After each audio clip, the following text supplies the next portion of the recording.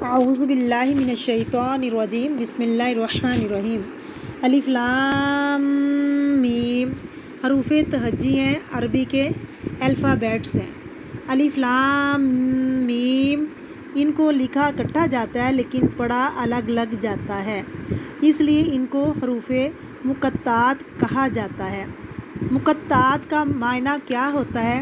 کاٹنا، کسی چیز کو الگ الگ کیا جاتا ہے۔ مثلاً آپ سبزی کاٹتے ہیں یعنی ٹکڑے ٹکڑے کرنا، یہ حروف لکھے اکٹھے جاتے ہیں لیکن پڑھے الگ لگ جاتے ہیں، توڑ توڑ کر پڑھے جاتے ہیں، اس لیے حروف مقطعات کہتے ہیں۔ یہ قرآن پاک کی کئی سورتوں کے شروع میں آتے ہیں۔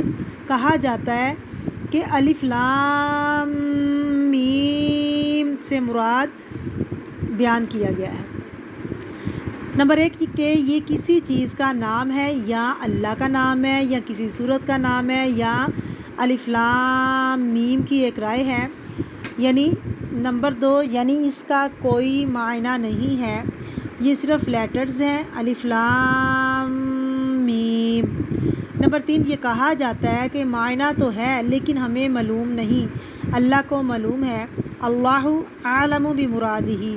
نمبر 4 کچھ کہتے ہیں کہ الف سے مراد اللہ ہے، لام سے مراد جبریل علیہ السلام ہے اور میم سے مراد محمد صلی اللہ علیہ وسلم۔ نمبر 5 اللہ تعالیٰ کی طرف سے یہ کلام آیا ہے اور جبریل علیہ السلام لائے ہیں اور محمد رسول اللہ صلی اللہ علیہ وسلم پر نازل ہوا ہے۔